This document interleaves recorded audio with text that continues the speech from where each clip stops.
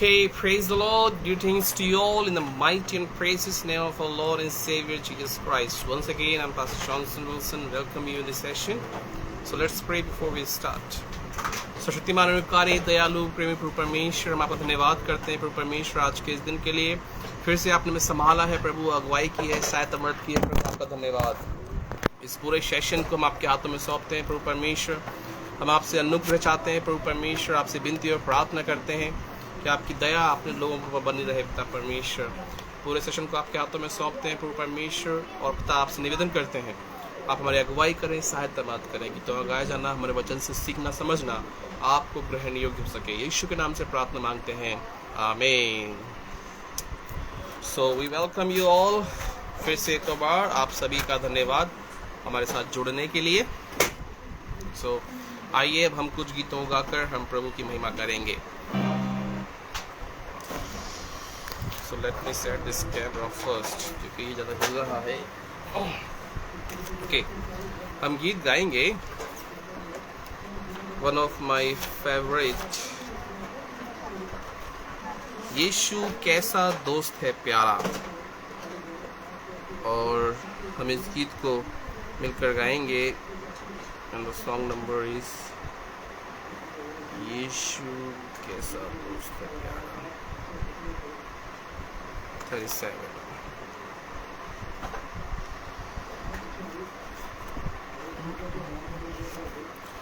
यीशु कैसा दोस्त है प्यारा 65।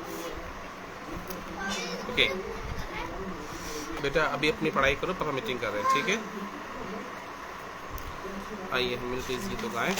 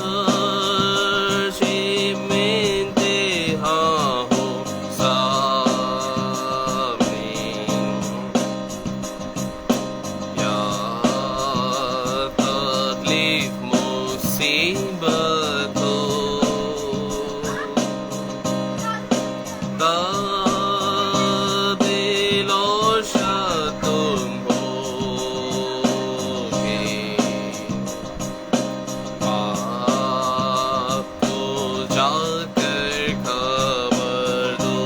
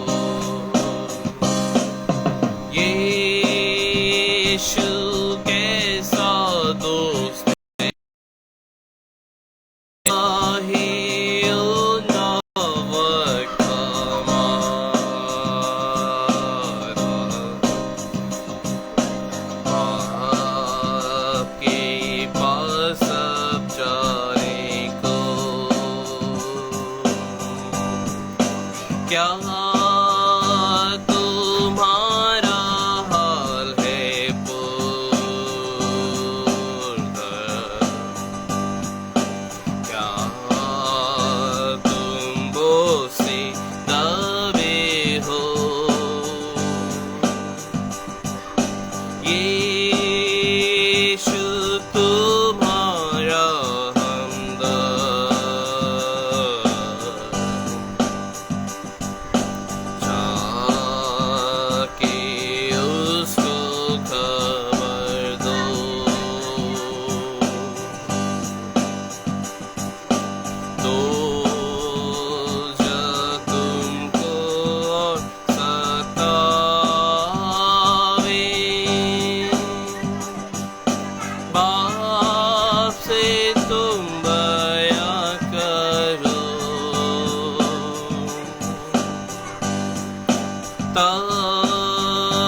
वो गोद में तुमको लेके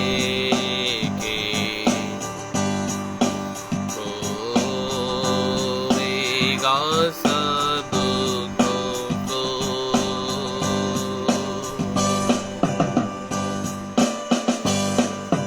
यीशु कैसा दोस्त है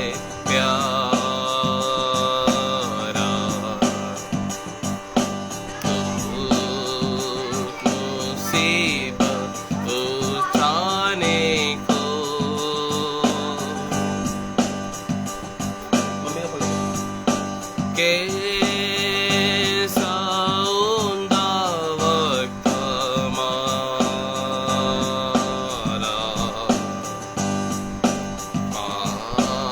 आपके पास जाने को।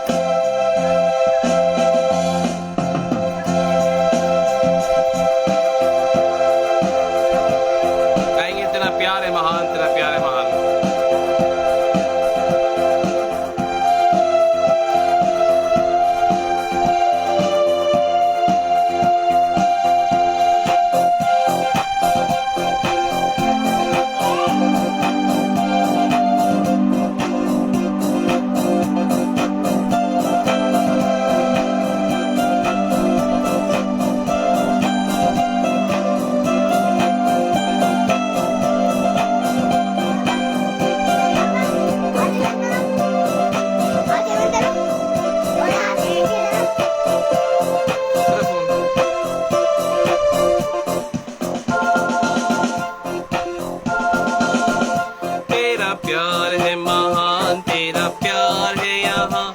मैं जो पहले मुर्दा था, तूने डाली मुझ में जान। तेरा प्यार है महान, तेरा प्यार है यहाँ। मैं जो पहले मुर्दा था, तूने डाली मुझ में जान। क्यों ना बोलूं फिर मैं तेरी जय जयकार, क्यों ना बोलूं फिर मैं तेरी जय जयकार। जय जयकार जय जयकार, तूने मेरे लिए क्या कुछ न किया। जय जयकार जय जयकार, तूने मेरे लिए क्या कुछ न किया।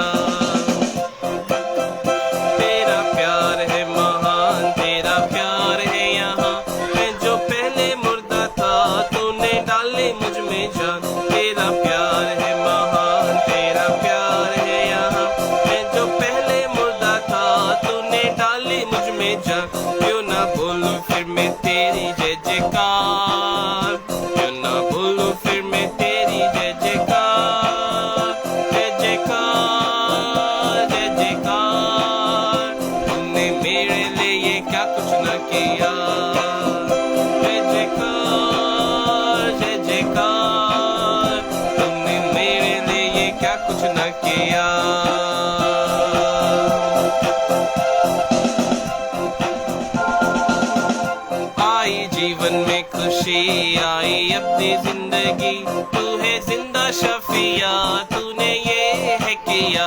आई जीवन में खुशी आई अपनी जिंदगी, तू है जिंदा शफिया, तूने ये है किया।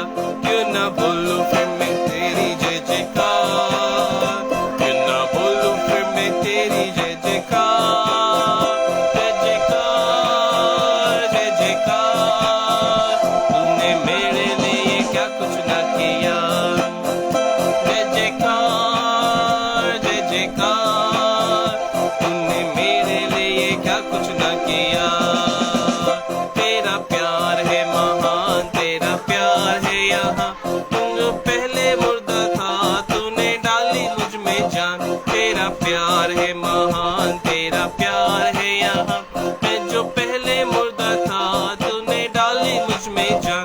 क्यों ना बोलूं फिर मैं तेरी जय जयकार, क्यों ना बोलूं फिर मैं तेरी जय जयकार, जय जयकार जय जयकार। तूने मेरे लिए क्या कुछ ना किया, जय जयकार जय जयकार। तूने मेरे लिए क्या कुछ ना किया। आई जीवन में खुशी आई अपनी जिंदगी, तू है जिंदा शफिया, तूने ये है किया। आई जीवन में खुशी आई अपनी जिंदगी, तू है जिंदा शफिया, तूने ये है किया। क्यों ना बोलूं फिर मैं तेरी जय जयकार, क्यों ना बोलूं फिर मैं तेरी जय जयकार, जय जयकार जय जयकार। तूने मेरे लिए क्या कुछ न किया, जय जयकार जय जयकार। तूने मेरे लिए क्या कुछ न किया। मेरी सूरत बिगड़ी थी, मेरा दिल था खाली, तूने सींचा था खुद से ताकि आए हरियाली। मेरी सूरत बिगड़ी थी, मेरा दिल था खाली, तूने सींचा था खुद से ताकि आए हरियाली। क्यों ना बोलूं फिर मैं तेरी जय जयकार, क्यों ना बोलूं फिर मैं तेरी जय जयकार, जय जयकार जय जयकार। तूने मेरे लिए क्या कुछ न किया, जय जयकार जय जयकार। तूने मेरे लिए क्या कुछ न किया।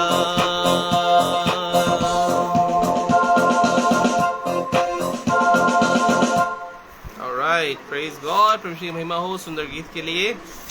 अभी हम एक और गीत गाएंगे और इस गीत को गाने के द्वारा हम परमेश्वर की महिमा करेंगे। आदि और अंत तू ही है। Let me check.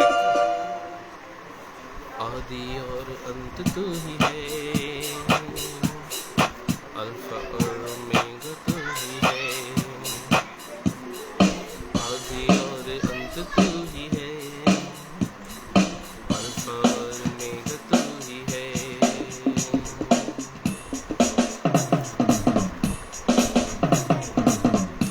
आदि और अंत तू। Okay.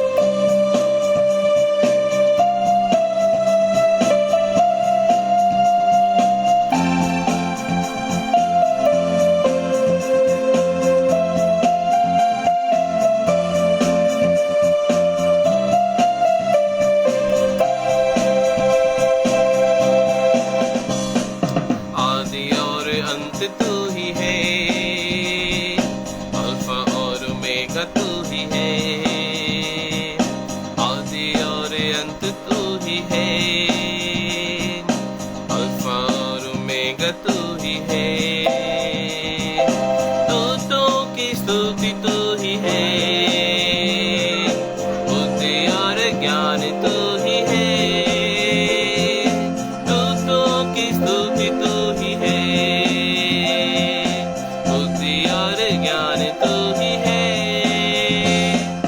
यीशु तू महान है, यीशु तू अच्छा है, यीशु तू जिंदा है, यीशु तू सच्चा है।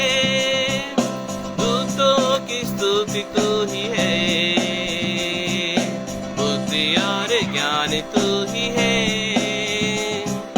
राजाओं का राजा तू ही है, प्रभुओं का प्रभु तू ही है।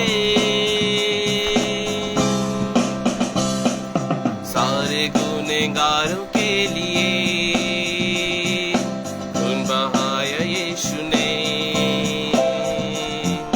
सारे गुनहगारों के लिए अपना खून बहाया यीशु ने। खाई कोड़ों की मार भी दी क्रूस पर उसने अपनी जान, खाई कोड़ों की मार भी दी क्रूस पर उसने अपनी जान।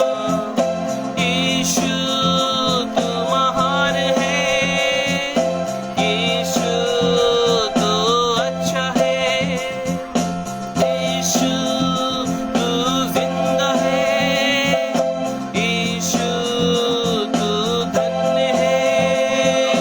दूतों की स्तुति तू ही है, बुद्धि और ज्ञान तू ही है, राजाओं का राजा तू ही है, प्रभुओं का प्रभु तू ही है।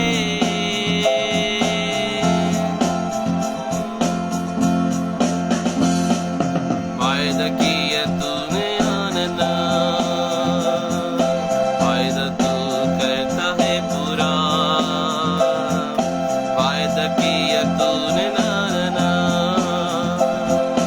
वायदा तू करता है पूरा। उम्र वायदे के लिए बरकतों की आशीष सबने, अपने वायदे के लिए बरकतों की आशीष तूने। यीशु तू महान है, यीशु तू सच्चा है, यीशु तू अच्छा है, यीशु तू जिंदा है। दूतों की स्तुति तू ही है, बुद्धि और ज्ञान तू ही है, राजाओं का राजा तू ही है, प्रभुओं का प्रभु तू ही है। जीवन मेरे पापों से भरा, जग अंधेरा और अशुद्ध सारा, जीवन मेरा पापों से भरा, जग अंधेरा और अशुद्ध सारा। पापों से बचाने के लिए दान दिया है,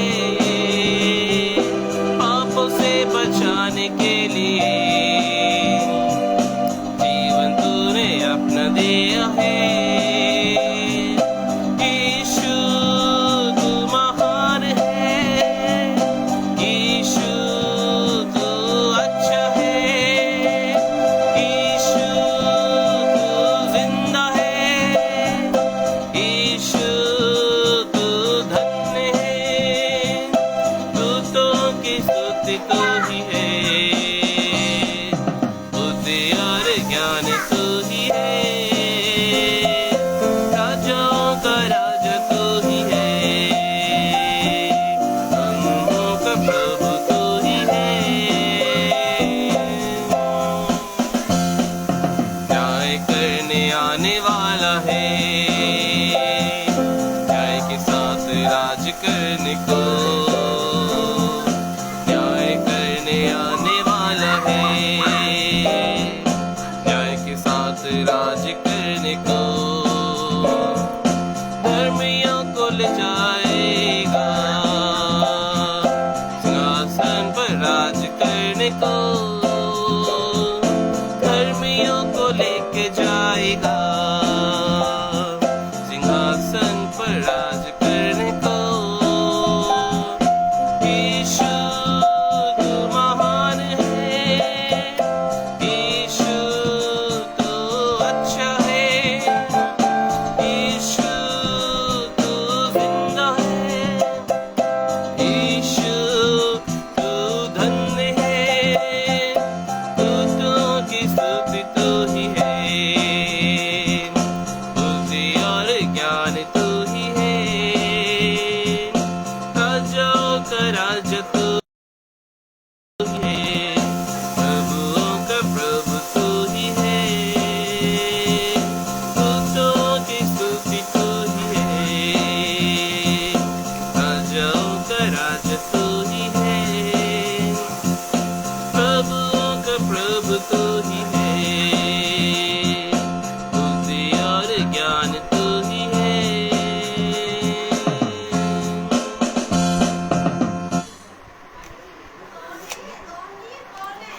आराधना हो आराधना, खुदावन यीशु की आराधना। Let's sing this song. आराधना हो आराधना। Okay. Aradhana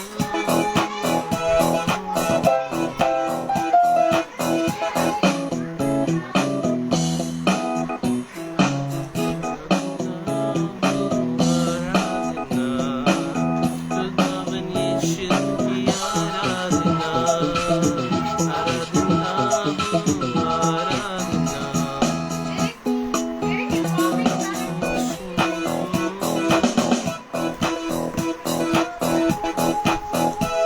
Alright, let's sing the song. आराधना हो आराधना, खुदावन यीशु की आराधना।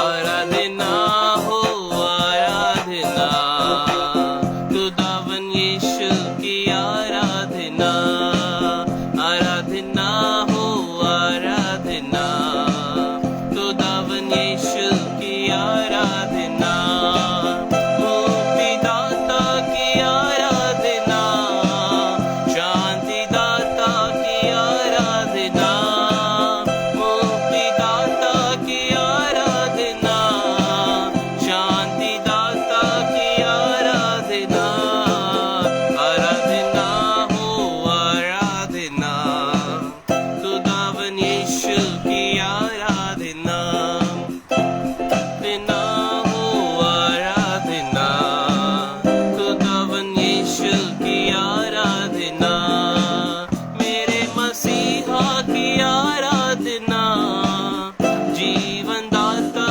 की आराधना, मेरे मसीहा की आराधना, जीवन दाता की आराधना, आराधना हो आराधना, खुदावन यीशु की आराधना, आराधना हो आराधना, खुदावन यीशु की आराधना, पवित्र दिल से आराधना, प्रेमी मन से आराधना, पवित्र दिल से आराधना, प्रेमी मन से आराधना, आराधना हो आराधना, खुदावन यीशु की आराधना, आराधना हो आराधना, खुदावन यीशु की आराधना, दूतों के संग संग आराधना, स्तुति प्रशंसा आराधना,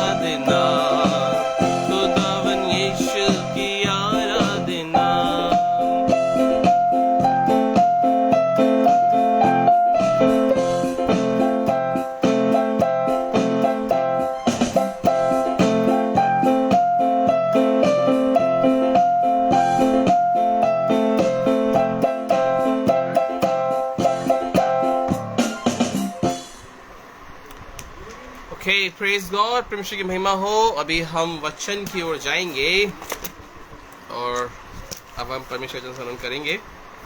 और इससे पहले कि हम परमेश्वर वचन में जाएं, हम एक स्लो सॉन्ग गाएंगे और हम फिर परमेश्वर वचन में जाएंगे।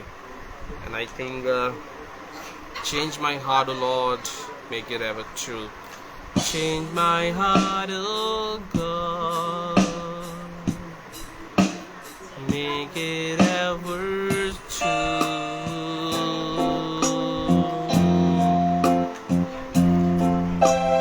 Change my heart, oh God,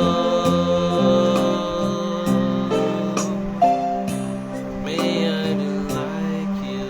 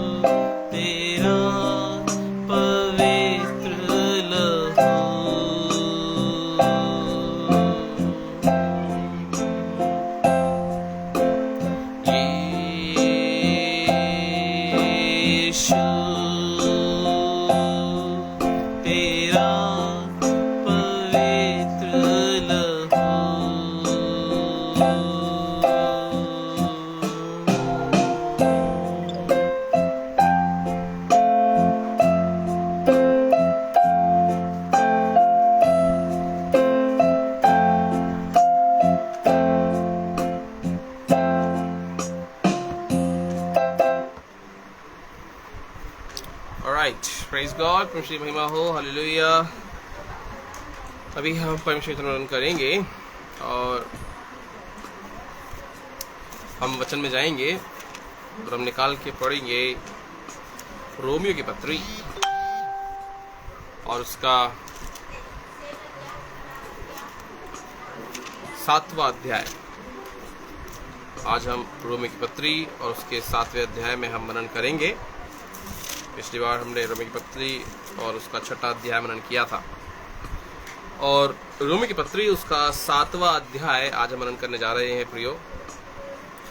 और इस वचन की शुरुआत से पहले मैं आपसे एक पहेली पूछना चाहूंगा और वो पहेली है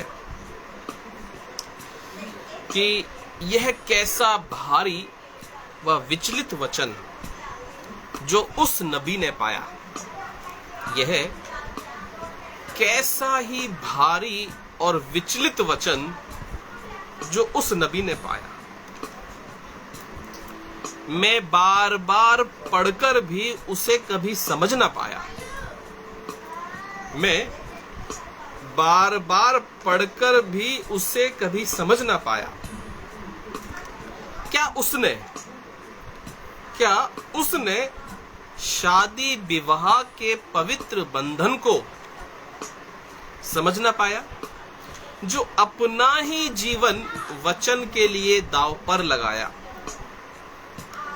धर्मी को मिली ये कैसी सजा, ये मेरा मन कभी समझ ना पाया।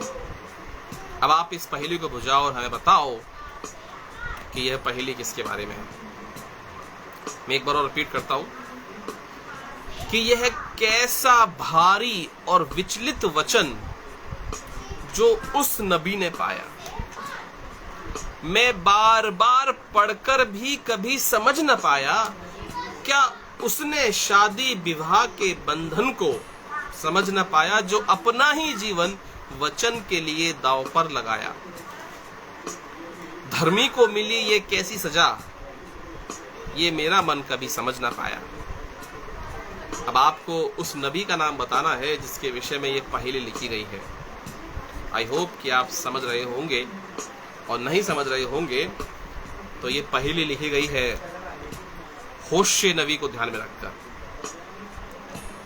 होशे नबी से परमेश्वर ने कहा कि जा और एक व्यभिचारिणी से, एक कुकर्म करने वाली स्त्री से विवाह कर ले।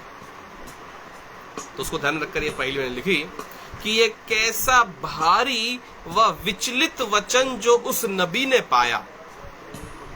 वचन क्या था कि जा और वेश्या से शादी कर ले। बार बार पढ़कर भी मैं कभी समझ ना पाया। क्या वो शादी विवाह के बंधन को समझ ना पाया जिसने अपना ही जीवन वचन के लिए दांव पर लगाया। धर्मी को मिली ये कैसी सजा, ये आज तक मेरा मन कभी समझ ना पाया। बड़ा ही मुश्किल है प्रियो कि आज के समय में कोई वर्तमान में कोई पासवान किसी रेड लाइट एरिया में जाता हुआ दिखाई दे, और जब वो रेड लाइट एरिया से किसी को अपनी जीवन साथी बनाकर लेकर आए तो लोग उसके विषय में गलत प्रचार ना करें।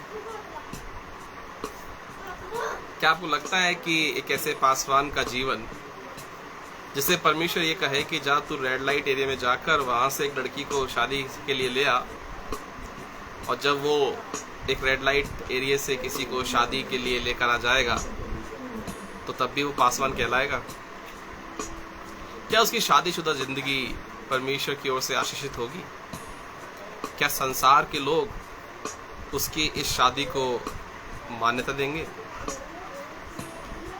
यह कैसा भारी और विचलित वचन जो उस नबी ने पाया कि बार बार पढ़कर भी मैं कभी समझ ना पाया। कुकर्म की संतान को जिसने अपनी संतान कहकर अपनाया, पर अपनी ही पत्नी को वो कुकर्म से बचा ना पाया। धर्मी को मिली एक कैसी सजा, ये मेरा मन समझ ना पाया। ये काफी लंबी पहेली है जिसको कि मैंने करीबन 7-8 लाइनों में लिखा है, लेकिन अभी एकदम से वो सारी लाइन मेरे दिमाग में नहीं आ रही।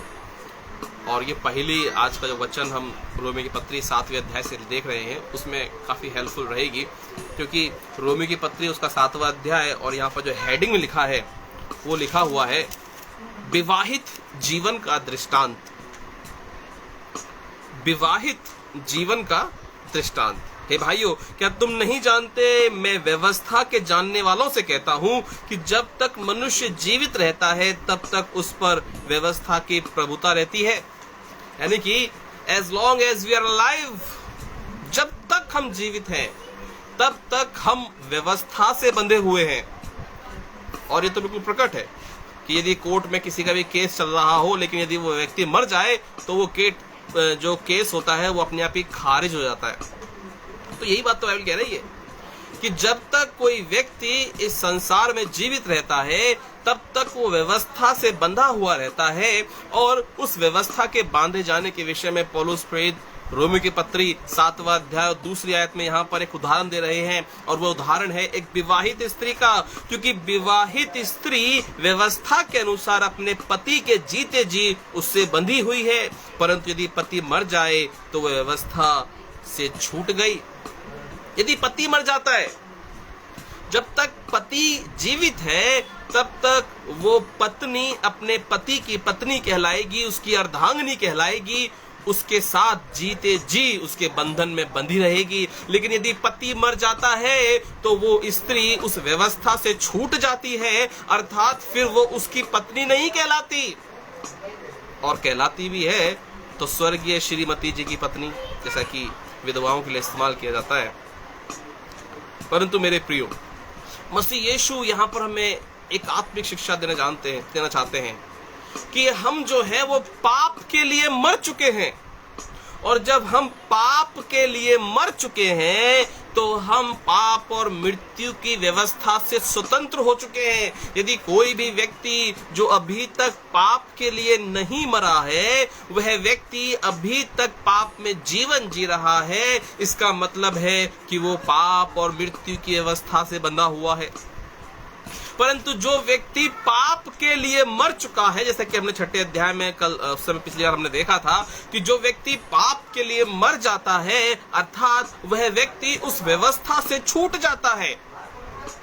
और यहोशू की पुस्तक से जो आपको बता रहा हूं, यहोशू की पुस्तक उसका पहले अध्याय 30 आयत को आप पढ़ेंगे तो वहां पर आप पाएंगे कि यहोशू की पुस्तक पहला अध्याय 30 आयत में जब परमेश्वर का वचन यहोशू के पास पहुंचा कि तू उस कुकर्मी स्त्री को अपनी स्त्री करके अपना ले, तो प्रियो वहां पर एक बहुत ही सुंदर बात लिखी है जो मैं आपको यहाँ बताना चाहूंगा। यहोशू की पत्री पहला अध्याय 30 आयत, अर्थात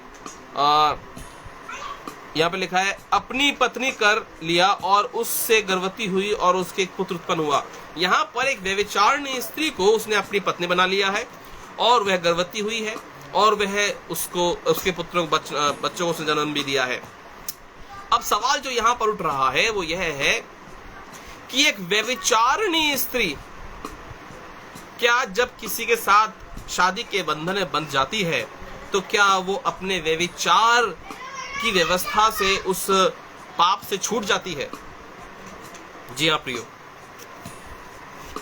परमेश्वर के वचन के अनुसार हम पाते हैं कि विवाहित जो जीवन होता है, पति पत्नी का जो जीवन होता है, वह एक तन होते हैं, एक देह होते हैं।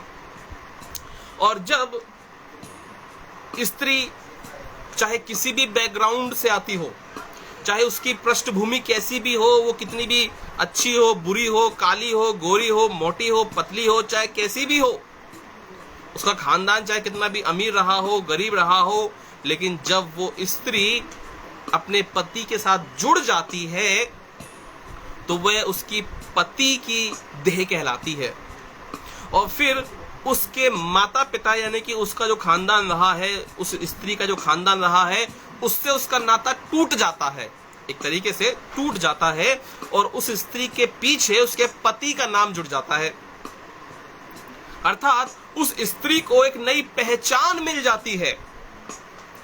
एग्जाम्पल के लिए मैं अपनी वाइफ को लूं तो मेरी वाइफ का नाम जो चलता है, 2014 में मेरी शादी हुई, 2014 से पहले मेरी वाइफ का नाम चलता था मोनिका पाहुजा, जो कि सिंधी परिवार से आती हैं। लेकिन शादी के बाद उनका नाम हो गया मोनिका जॉनसन। उनकी पहचान बदल गई।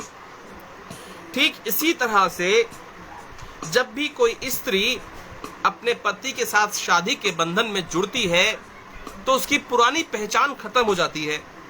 और प्रियो, यहोशू की पत्री हमें यहोशू की पुस्तक हमें यही तो बताना चाहती है कि हम भी जो पहले पाप में जीवन जी रहे थे, हम भी जो व्यभिचारिणी स्त्री के समान थे, जब हमने मसीह यीशु को ग्रहण किया और हम जब मसीह यीशु में आ गए, जब हमारा विवाह मसीह यीशु के साथ हो गया, तो हमारी वह देह, हमारा वह शरीर जो व्यभिचार में लिप्त था, पाप में लिप्त था, जो अशुद्ध था, उस शरीर को, उस आत्मा को, उस देह को एक नई पहचान मिली।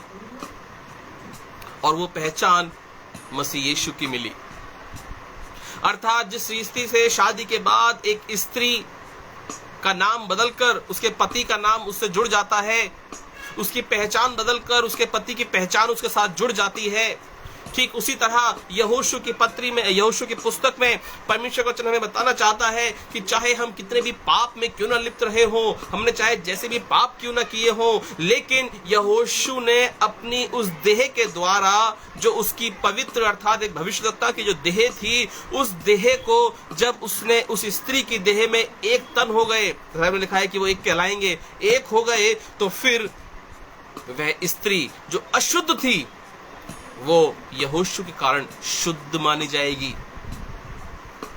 जैसा कि आपने सुना होगा और पढ़ा होगा कि जब एक मछली पूरे तालाब को गंदा कर देती है, तो आखिर ऐसा क्यों नहीं है कि एक मछली पूरे तालाब को अच्छा कर दे। और ऐसा हुआ है जब आदम के द्वारा सब मरते हैं, तो ठीक वैसे ही मसीह यीशु के द्वारा सब जिलाए जाएंगे। और मसीह यीशु का वचन हमें यह बता रहा है, जो कि रोमी की पत्री और उसका 7वां अध्याय आज हम मनन कर रहे हैं, और जो हम हेडिंग देख रहे हैं विवाह से जुड़े हुए संबंध के बारे में।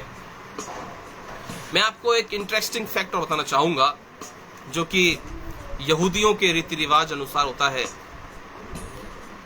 कि यहूदियों के रीति रिवाज के अनुसार जब वहां पर शादी होती है, तो शादी 2 भागों में होती है। जिस पहला भाग जिसको कि हम मंगनी कहते हैं, दरअसल उस मंगनी को ही पहली शादी माना जाता है। दूसरी शादी का मतलब तो यह होता है कि अब दुल्हा आकर उस दुल्हन को ले जाएगा। और इस पहली शादी को अरूस, जो इनका यहूदी वर्ड है, जस्ट मुझे भी याद नहीं आ रहा, परंतु यहूदी जो वर्ड है उसके अनुसार अरोही और अरूशा कुछ कहते हैं। और जब पहली शादी होती है, यानी कि जो मंगनी है, उसकी जब विधि होती है, तो जो लड़का पक्ष है, जो लड़का है, उस लड़के के द्वारा लड़की पक्ष को एक पुस्तक दी जाती है। लड़के पक्ष के द्वारा लड़की पक्ष को एक पुस्तक दी जाती है, और उस पुस्तक के अंदर 3 लोग लिखते हैं। पहला उसका पिता लिखता है, दूसरा उसकी माता लिखती है, और तीसरा लड़का खुद लिखता है उस पुस्तक के अंदर। अब उस पुस्तक में लिखा क्या होता है? उस पुस्तक के अंदर, ये मैं आपको यहूदी रीति रिवाज अनुसार जो उनके विवाह होते हैं वो बता रहा हूं, कि यहूदियों में इस तरह से विवाह होते हैं कि जब मंगनी, जिसको मंगनी कहते हैं, वहां पर वो पहला विवाह जैसा माना जाता है। उसमें बाकायदा पहले ही वायदे कर दिए जाते हैं, और एक पुस्तक लड़के पक्ष के द्वारा लड़की पक्ष को दी जाती है। उस पुस्तक में 3 लोग लिखते हैं, लड़के का पिता, लड़के की माँ, लड़का खुद। तो लड़के का पिता ये लिखता है, I am so and so, मेरे पास इतनी प्रॉपर्टी है, इतनी धन संपत्ति है, मेरे पास इतनी फैक्ट्री, इतना घोड़े, नौकर चाकर, इतना सब कुछ है। मतलब उसका जो भी उस पिता का रुतबा होता है, जो भी उस पिता का कारोबार, जो भी उस पिता की हैसियत होती है, वो सब कुछ, प्रॉपर्टी जो कुछ भी है, वो सब कुछ पिता जो है वो उस पुस्तक में लिखता है। दूसरा पार्ट आता है माँ का। माँ लिखती है बेटे के बारे में, और माँ क्या लिखती है? माँ लिखती है कि मेरा बेटा जो है वो ऐसा है, वैसा है, उसको ये अच्छा लगता है, उसको वो अच्छा लगता है, वो इतने टाइम उठता है, उसके ये दोस्त हैं, उसको वहां घूमना पसंद है, उसको ये पसंद है। ये दूसरा पार्ट है, वो लड़के की माँ लिखती है लड़के के बारे में। और तीसरा जो पार्ट होता है वो लड़का खुद लिखता है। और पता है आपको लड़का क्या लिखता है? लड़का लिखता है कि बहुत जल्द मैं आकर तुम्हें अपने साथ ले जाऊंगा, कि जहां मैं रहूं वहां तुम मेरे साथ रहो, और मैं तुम्हारे लिए अपने घर में एक जगह तैयार कर रहा हूं। यहूदियों के जो घर होते हैं वो काफी ठीक ठाक घर होते हैं, और उनके अंदर उनके घर के अंदर ही वो एक कमरे को इसके लिए प्रिपेयर करते हैं कि जब दुल्हन आए तो उस कमरे में आए। जैसे कि ऑलमोस्ट हम हर शादी में देखते हैं कि शादी के टाइम पे लड़का लड़की के लिए अलग से कमरा तैयार किया जाता है। तो लड़का जो लिखता है वो ये लिखता है कि बहुत जल्द मैं तुम्हारे पास आऊंगा, और मैं तुम्हें अपने उस कमरे में ले जाऊंगा जिस कमरे को मैं तुम्हारे लिए तैयार कर रहा हूं। तो पहली शादी अर्थात जो पहला विवाह है, Arushi and okay, let me check, ये कुछ इब्रानी भाषा के शब्द है। तो पहला विवाह और दूसरा विवाह, और इसके बीच में जो पुस्तक है, उस पुस्तक का भी नाम कुछ जस्ट आई फॉरगेट लिखा हुआ है, बताऊंगा मैं आपको। तो जो लड़का जो है वो सिर्फ ये 2 लाइन लिखता है। इसलिए प्रभु यीशु मसीह ने कहा कि मैं तुम्हारे लिए जगह तैयार करने जा रहा हूं, कि जहां मैं रहूं वहां तुम मेरे साथ रहो। तो ये जो कॉन्टेक्स्ट जिसमें यीशु मसीह ने कहा था, ये वो संदर्भ था। तो पहला विवाह यानी कि पहली जो मंगनी होती थी उसके और दूसरा विवाह यानी कि दुल्हन को कब दुल्हा के ले जाएगा, इसके बीच का जो अंतराल होता था वो कम से कम 6 महीने और ज्यादा से ज्यादा साल भर, यानी कि 6 महीने और साल भर के बीच में उस लड़की को ये करना होता था कि उस पुस्तक को पढ़ना होता था। वो लड़की उस पुस्तक को पढ़ती है ताकि वो अपने ससुर के बारे में जान सके, अपनी माता के बारे में, सासू माता के बारे में जान सके और अपने पति के बारे में जान सके। यदि सब कुछ ठीक ठाक है तो 6 महीने से साल भर के बीच में जो लड़के का पिता है वो डिसीजन लेता है कि हम कब जाकर लड़की को लेके आ रहे हैं। इस बीच में जो लड़के का पिता है वो ये भी देखता है कि लड़के ने लड़की के लिए अच्छे से तैयारी करी है या नहीं करी। इसलिए प्रभु यीशु मसीह ने कहा कि वह समय और वो घड़ी जब परमेश्वर का पुत्र इस पृथ्वी पर आएगा उसे कोई नहीं जानता। क्यों? क्योंकि ठीक उस तरह से जिस तरह से जो लड़का पक्ष होता है उस लड़के पक्ष में लड़के को भी नहीं पता होता कि कब जाके लड़की को लेके आना है, ये सिर्फ पिता को ही पता रहता है। कम से कम 6 महीने और ज्यादा से ज्यादा साल भर के बीच में उस लड़की को लाना होता है। और इस तरह से यहूदियों की ये प्रथा होती है। यदि उस लड़की को इन 6 महीनों में जो करना होता है वो यह है कि उस पुस्तक को पढ़ना होता है, और यह उनके विवाह से पहले की प्रक्रिया है। मतलब जो विवाह की जो प्रक्रिया है यह वह प्रक्रिया है।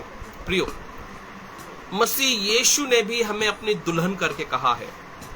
पौलुस प्रेरित कहते हैं कि मैं तुम्हें एक पवित्र कुंवारी के नाई इस धुन में हूं कि तुम्हें मसीह यीशु को सौंप दूं। जब प्रभु यीशु मसीह अपनी इस दुल्हन को लेने आएगा तो वो सेकंड कमिंग ऑफ क्राइस्ट को कहा जाता है। अर्थात हमारा और आपका, हम सब का मसीह यीशु से विवाह पहले ही हो चुका है। जो मंगनी है वो हो चुकी है, इसीलिए तो हम दुल्हन है। आप सोचिए, कलीसिया को दुल्हन कहा जाता है, तो भैया बिना शादी से पहले तो कोई दुल्हन कही नहीं जाती, तो शादी कब हुई? तो जब प्रभु यीशु मसीह आया और उसने सलीब पर अपने प्राणों को निछावर किया, तो वही था जब प्रभु यीशु मसीह ने हमको अपनी दुल्हन के रूप में ग्रहण किया। रोमियो की पत्री उसके 7वें अध्याय में हम आते हैं और हम जो यहाँ पर शादी के बंधन के विषय में जो देख रहे हैं, व्यवस्था के विषय में देख रहे हैं, मैं कुछ बातों को और पढ़कर यहाँ पर आपको एक्सप्लेनेशन देना चाहूंगा। तो यहाँ पर हम देख रहे थे कि विवाहित जो स्त्री है वो जीते जी अपने पति के साथ बंधी हुई है। यदि पति मर जाता है तो वो व्यवस्था से छूट जाती है। लेकिन प्रियो, हम मनुष्यों के साथ ऐसा नहीं है। जिस व्यवस्था में मैं और आप मसीह यीशु के साथ बंधे हुए हैं, जीते जी तो हम बंधे हुए हैं, लेकिन मृत्यु के बाद हम मसीह यीशु की व्यवस्था से छूटेंगे नहीं। अर्थात यदि जीते जी आपने मसीह यीशु को इस पृथ्वी पर अपना उद्धारकर्ता करके ग्रहण कर लिया है, तो आप विश्वास कीजिए कि आप मसीह यीशु की व्यवस्था में जो बंध गए हैं उस स्वर्ग में अनंत काल तक आप मसीह के साथ होंगे। परंतु यदि आपने मसीह यीशु को जीते जी इस पृथ्वी पर अपना उद्धारकर्ता करके स्वीकार नहीं किया है, तो मरने के बाद आप ये बस सोचिएगा कि आप मसीह यीशु की व्यवस्था से छूट गए। नहीं, वरन आप उसे ग्रहण ना करने के दोषी ठहराए जाएंगे और आपका अनंत काल जो है वो नरक की आग में होगा। इसलिए मेरे प्रियो, हम जो यहाँ पर समझ रहे हैं, हम यहाँ पर उसकी 30वीं आयत को पढ़ते हैं। 30वीं आयत में यहाँ पर लिखा है, इसलिए यदि पति के जीते जी वह किसी दूसरे पुरुष की हो जाए तो वह व्यभिचारिणी कहलाएगी, परंतु यदि पति मर जाए तो व्यवस्था से छूट गई। यहां तक कि यदि किसी दूसरे पुरुष की हो जाए तो भी व्यभिचारिणी ना कहलाएगी। होशे की कहानी में हमने देखा कि परमेश्वर ने होशे से कहा कि तू जाकर एक व्यभिचारिणी स्त्री से प्रीति कर, उससे शादी कर। और फिर क्या होता है प्रिय, पता है आपको होशे की कहानी में? वो जो व्यभिचारिणी स्त्री थी वो दोबारा से व्यभिचार में लौट जाती है। होशे जिसने उस स्त्री को अपनी देह के द्वारा पवित्र किया, शुद्ध किया, अपनी पत्नी करके ठहराया, यहां तक कि उसके बच्चे भी हुए। बड़ा मुश्किल है प्रियो, परमेश्वर के इस वचन के लिए कोई अपना जीवन दांव पे लगा दे कि उस स्त्री से उसके बच्चे भी हों। उसके बच्चे हुए, और आप देखिए कि उसके बच्चे होने के बावजूद भी वो स्त्री उसकी प्रिय ना रही, वरन उसे छोड़कर चली जाती है, वो व्यभिचारिणी ठहरती है। फिर यहोशू से दोबारा परमेश्वर कहता है कि अब तू ऐसी स्त्री के पास जा जो व्यभिचारिणी तो हो परंतु अपनी प्रिय की प्रिय हो, अर्थात जो अपने पति को कभी ना छोड़े।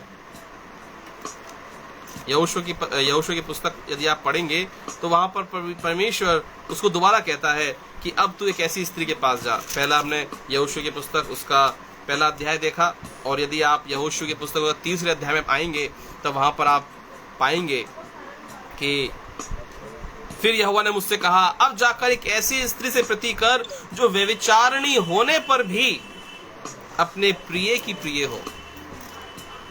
दोनों ही कंडीशन में जो स्त्री है वो व्यभिचारिणी है, अर्थात मनुष्य जाति, मानव जाति जो है वो शुरू से ही पाप में लिप्त पाई गई है। इसलिए परमेश्वर का वचन जब यहोशू से कहता है तो वो किसी कुंवारी के पास जाने के लिए नहीं कहता, वरन वो पहले भी उसको एक व्यभिचारिणी के पास भेज रहा था। दोबारा से यहोशू की पुस्तक पहले अध्याय में व्यभिचारिणी के पास भेजा, दोबारा से यहोशू की पुस्तक तीसरे अध्याय में भी वो व्यभिचारिणी के पास भेज रहा है और कह रहा है कि अब तू दोबारा से एक व्यभिचारिणी स्त्री के पास जा, परंतु वो अपनी प्रिय की प्रिय हो, अर्थात वो उसको ना छोड़े।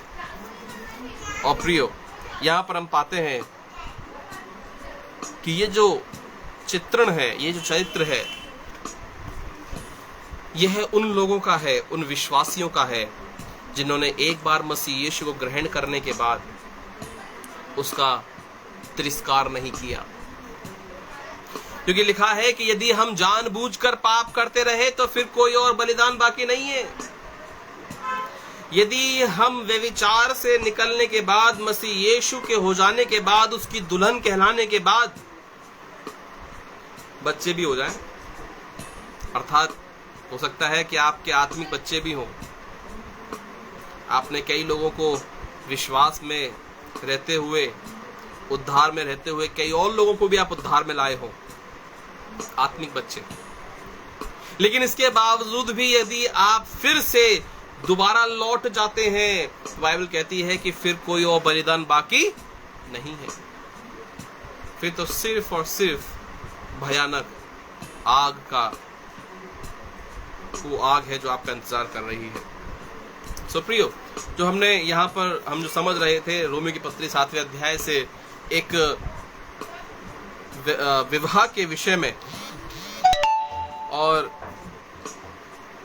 जो विवाह का जो विषय है इसकी 6ठी आयत में पढ़ता हूं यहाँ पर, परंतु जिसके बंधन में हम थे उसके लिए मरकर अब व्यवस्था से ऐसे छूट गए कि लेख की पुरानी रीति नहीं वरन आत्मा की नई रीति पर सेवा करते हैं। मैं और आप व्यवस्था के बंधन में बंधे हुए थे, हम और आप, हम सब अब पाप के लिए मर चुके हैं, तो हम पाप और मृत्यु की व्यवस्था से छूट चुके हैं। क्यों? क्योंकि जो व्यवस्था का जो पुराना लेखा जोखा था वो मसीह यीशु ने पलट दिया है, उसको बदल दिया है, और मैं और आप अब आत्मा की नई रीति पर मसीह यीशु के अनुग्रह के द्वारा छुड़ाए जाने पर मैं और आप अब हम परमेश्वर की व्यवस्था अनुसार जीवित हैं। सो प्रियो, व्यवस्था और पाप, यदि आप 7वें अध्याय में आके उसके 7वें अध्याय को पढ़ेंगे तो यहाँ पर लिखा है, तो हम क्या कहें? क्या व्यवस्था पाप है? कदापि नहीं, वरन बिना व्यवस्था के मैं पाप को नहीं पहचानता था। व्यवस्था यदि ना कहती कि तू लालच मत कर, तो मैं लालच न जानता। जैसा कि हमने 5वें-6ठे अध्याय में भी इन चीजों को देखा था कि जब व्यवस्था आई तो पाप जी गया। जब आज्ञा आई कि तू ये मत करना, लेकिन हमने वही किया जिसको ना करने के लिए कहा गया था। और जब आज्ञा आई, जब व्यवस्था आई, तो पाप जो है वो जी गया। प्रियो, ये हमारा जो मनुष्य का स्वभाव है, जब तक हम इसको नहीं मार देंगे तब तक हम मसीह यीशु के लिए जीवित नहीं रह सकते। यदि हम उसकी 13वीं अध्याय को पढ़ें तो 13वीं आयत में यहाँ पे लिखा है, तो क्या वह जो अच्छी थी मेरे लिए मृत्यु ठहरी? कदापि नहीं, परंतु पाप उस अच्छी वस्तु के द्वारा मेरे लिए मृत्यु का उत्पन्न करने वाला हुआ, कि उसका पाप प्रकट हो और आज्ञा के द्वारा पाप बहुत ही पापमय हो गया। परमेश्वर ने जो व्यवस्था हमारे लिए ठहराई है वो हमारे भलाई के लिए ठहराई है। परमेश्वर ने जो हमारे नियम जो हमको दिए हैं, जो कानून हमको दिए हैं, जो व्यवस्था हमको दी है, वो हमारे भले के लिए दी है। परंतु पौलुस प्रेरित बड़ी सुंदरता से इस बात को कह रहे हैं कि क्या वो जो मेरे भलाई के लिए थी, जो मेरे अच्छे के लिए थी, वो मेरी बुराई का कारण बन गई। परंतु प्रियो, हमें यहां समझना होगा कि मसीह यीशु बुराई में भलाई को उत्पन्न करता है। जब व्यवस्था के अनुसार हम अपने आप को परमेश्वर के निकट ना पहुंचा पाए, व्यवस्था हमारे भले के लिए थी, जब व्यवस्था के अनुसार मैं और आप अपने आप को पाक पवित्र सिद्ध नहीं कर पाए, तब परमेश्वर ने अपने पुत्र प्रभु यीशु मसीह को भेजा, जो मेरी और आपकी जगह मरकर, जिसने हमें व्यवस्था के उस श्राप और पाप से छुड़ाया, जिसके लिए पौलुस प्रेरित यहाँ पर कहते हैं, तो क्या हुआ, जो अच्छी थी वह मेरे लिए मृत्यु ठहरी। व्यवस्था हम पर दोष लगाती है। यदि आप जकरिया की पुस्तक पढ़ेंगे तो जकरिया के अनुसार आप वहां पर पाएंगे कि वो यही बात को कहता है कि उसके सीधे हाथ पर जब यहोशू खड़ा था तो शैतान उस पर दोष लगाता है और कहता है कि ये तो मैले वस्त्र पहने हुए हैं। वो गलत नहीं कह रहा था, सही को सही कहना गलत नहीं है, व्यवस्था के अनुसार उस बात को कह रहा था। सो प्रियो, प्रभु आप सबको बहुत आशीष दे। मेरा समय यहीं समाप्त होता है और हम कोशिश करेंगे कि हम आगे भी परमेश्वर के वचन से सीखते रहें, और प्रभु आप सबको बहुत आशीष दे। और आज जो हमने व्यवस्था के अनुसार यहोशू की पहेली को देखा कि यहोशू ने किस तरह से अपनी देह के द्वारा उस पापिन, उस व्यभिचारिणी स्त्री को पवित्र किया, शुद्ध किया, परंतु फिर भी वो पापिन ठहरी। और फिर तीसरे अध्याय में परमेश्वर ने दोबारा से कहा कि एक व्यभिचारिणी से दोबारा से तू शादी कर, लेकिन वो इस बार अपने पति की प्रिय हो, अर्थात वो उसको छोड़कर ना जाए।